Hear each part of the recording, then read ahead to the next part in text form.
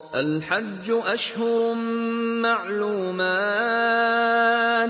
فمن فرض فيهن الحج فلا رفث ولا فسوق ولا جدال في الحج وما تفعلوا من خير يعلمه الله وتزودوا فإن خير الزاد التقوى واتقون يا أولي الألباب.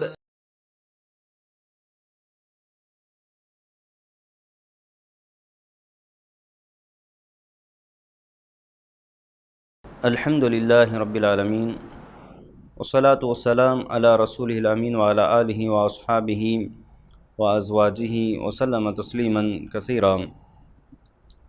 فأعوذ بالله السميع العليم من الشيطان الرجيم من همزه ونفخه ونفسه. بسم الله الرحمن الرحيم. وتزودوا فإن خير الزاد التقوى واتقون يا أولي الألباب. محترم ناظرین و سامعین، السلام علیکم ورحمۃ اللہ وبرکاتہ۔ حج عمرے کی احکام و مسائل اس سیریز میں میں آپ تمام کا تہ دل سے استقبال کرتا ہوں۔ آج کا جو ہمارا موضوع ہے حجاج بیت اللہ کے لیے چند نصیحتیں، وہ نصیحتیں جو علماء کرام نے کی ہیں اور قرآن میں بالعموم اللہ تعالیٰ نے پیارے نبی صلی اللہ علیہ وسلم نے اور ہمارے اسلاف نے کی ہیں۔ چند نصیحتیں، چند عام باتیں، چند وہ باتیں، اہم باتیں جس کا پاس و لحاظ رکھنا حجاج تمام کے لیے ضروری ہے، بالخصوص حجاج بیت اللہ کے لیے، عمرہ کرنے والوں کے لیے ضروری ہیں۔ چند اہم باتوں کی طرف میں اشارہ کروں گا۔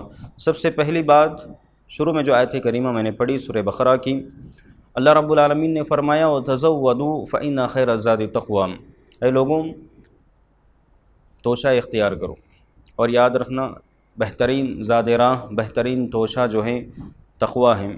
تقویٰ جیسی عظیم صفت تم اختیار کرو، اس بات کا اللہ تعالیٰ نے تمام بندوں کو حکم دیا، بالخصوص حجاج بیت اللہ کے لیے، کیونکہ وہ مقدس جگہ پر جاتے ہیں، وہاں توحید کی کرنیں، وہاں پر نور منظر، اور وہاں کی جو توحید کا وہ مرکز ہیں، اور وہاں جو ہے ایک مسلمان کا اس پرامن اور شانتی والے شہر میں جب انسان داخل ہوتا ہے تو ہر مسلمان کا، ایک ادنا مسلمان کا بھی ایمان جاگ جاتا ہے۔ تو ہم اور آپ کو چاہیے کہ ہر جگہ ہم تقویٰ اختیار کریں۔ تقویٰ اہم چیز ہے۔ وَتَزَوَّدُوا، اللہ نے کہا، قرآن میں بے شمار آیتیں ہیں جس میں اللہ تعالیٰ نے اس بات کا حکم دیا کہ تقویٰ اختیار کریں، اللہ سے صحیح معنوں میں ہر جگہ ہم ڈریں، وہی کام کریں جس کا اللہ نے حکم دیا، ان تمام باتوں سے بچیں جس سے اللہ نے روکا ہے، منع کیا ہے۔ اسی طرح چند اہم باتیں، اخلاص ضروری ہیں۔ اخلاص ہر عبادت، ہر قول، ہر عمل کے لیے ضروری ہے، تو بالخصوص حجاج بیت اللہ کے لیے ضروری ہے۔ اتنی عظیم عبادت کے لیے ہم جا رہے ہیں، اور کتنی زندگی بھر ایک ایک روپیہ جو ہے جمع کر کے رکھتے ہیں، کماتے ہیں، خون پسینہ ایک کر کے، محنت کر کے پیسے جمائے جاتے ہیں، تو اس کا لازمی تقاضا ہے کہ ہمارا حج جو ہے مکمل اخلاص کے ساتھ، ہمارا عمرہ اخلاص کے ساتھ ہو، اس میں ریاکاری نہیں ہونی چاہیے۔ اللہ تعالیٰ نے بارہا حکم دیا اخلاص کا، وَمَا أُمِرُوا إِلَّا لِيَعْبُدُوا اللَّهَ مُخْلِصِينَ لَهُ الدِّينَ، اللہ نے کہا تمام بندوں کو اسی بات کا حکم دیا گیا، اللہ کے لیے دین کو خالص کرتے ہوئے ہر عبادت انجام دیں، ریاکاری سے بچیں۔ بعض لوگ حج کو جانے سے پہلے جو ہیں بہت ساری ریاکاری، دکھاوا نظر آتا ہے، ہر ایک کے پاس جاتے ہیں۔ جانا اچھی بات ہے، اطلاع دینا اچھی بات ہے تاکہ دوسروں کے اندر بھی جذبہ پیدا ہو، لیکن اس نیت سے جانا کہ لوگ میری تعریف کریں، لوگ مجھے حاجی کہیں، لوگ مجھے فلاں فلاں کہیں، غلط بات۔ اور جا کر آنے کے بعد بھی انسان کو چاہیے بارہا اللہ سے دعا کریں، قبولیت کی دعا کریں۔ آنے کے بعد بڑا بڑا نام لقب لگا لیتے ہیں، الحاج فلان فلان فلان، اور اگر کوئی حاجی کہہ کے نہیں پکارتا تو ناراض ہوتے ہیں۔ یہ اخلاص کی منافی چیز، یہ ریاکاری ہے، اس سے بچنا چاہیے، ورنہ عمل ہمارا برباد ہو جائے گا، رائے گاں ہو جائے گا۔ اور سب سے بڑا ڈر اللہ کے نبی صلی اللہ علیہ وسلم کو اس بات کا تھا کہ اس امت کے اندر ریاکاری آ جائے گی، تو ہمیں اس سے بچنا چاہیے۔ اسی طرح کچھ اور چند اہم امور کہ وقت کی ضیاع سے بچنا چاہیے، وقت کو ضائع نہیں کرنا چاہیے۔ بعض لوگوں کو دیکھا جاتا ہے کہ وہاں صرف خرید و فروخت میں لگ جاتے ہیں۔ خرید و فروخت، ہم ایک عظیم عبادت کے لیے جا رہے ہیں، چاہے عمرے کے لیے جائیں، چاہے حج کے لیے جائیں، کم سے کم وقت میں جو اہم چیزیں ہیں خریدیں۔ اسے اسلام منع نہیں کرتا، اللہ تعالیٰ منع نہیں کرتا، وَلَا تَنْسَ نَصِيبَكَ مِنَ الدُّنْيَا۔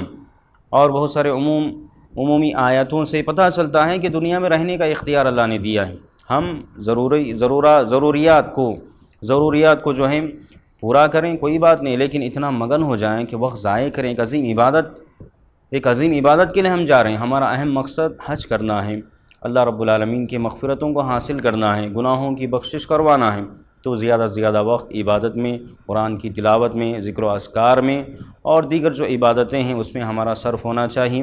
اسی طرح ایک اہم چیز جس کی نصیحت علماء بارہا مردوں کے لیے، دیکھیے سونے کی انگوٹھی پہننا، سونے کی چین وغیرہ پہننا حرام ہے۔ علی رضی اللہ تعالیٰ عنہ سے جو حدیث مروی ہے سنن ابن ماجہ میں، اللہ کے نبی صلی اللہ علیہ وسلم نے ایک ہاتھ میں سونا دوسرے ہاتھ میں ریشم لے کر کہا یہ میری امت کے مردوں پر حرام ہے۔ تو بعض لوگوں کو دیکھا جاتا ہے کہ وہ سونے کی چین اور انگوٹھی پہنتے ہیں، اس سے رکنا چاہیے، پرہیز کرنا چاہیے۔ اسی طرح ایک اہم بات کہ داڑھی منڈوانا، اللہ کے نبی صلی اللہ علیہ وسلم بہت ساری روایتیں ہیں، اوف اللحا وفر اللحا، اور دوسروں کی مشابہہ سے اللہ کے نبی صلی اللہ علیہ وسلم منع کیا ہے۔ کفار و مشرکین، ہمارے اس دور کے کفار و مشرکین اور یہود و نصارہ کی تقلید کرتے ہوئے لوگ جو ہے داڑھی منڈواتے ہیں۔ اللہ کے نبی صلی اللہ علیہ وسلم کی سنت ہے، داڑھی کاٹنا جو ہے داڑھی کے بارے میں علماء نے ذکر کیا کبیرہ گناہ ہے، حرام ہے، اس سے بچنا چاہیے۔ عورتوں کی مشابہت لازم آتی ہے، دوسروں کی مشابہت لازم آتی ہے، من تشبہ بقوم فہو منہم، پہ ہم داخل ہو جائیں گے۔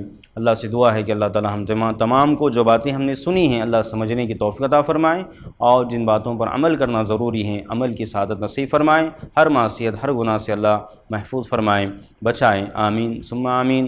وما علینا الا البلاغ المبین۔ السلام علیکم ورحمۃ اللہ وبرکاتہ۔ اور مزید ویڈیوز کو دیکھنے کے لیے آپ ہمارے YouTube چینل کو سبسکرائب کریں۔ فجزاکم اللہ خیرا۔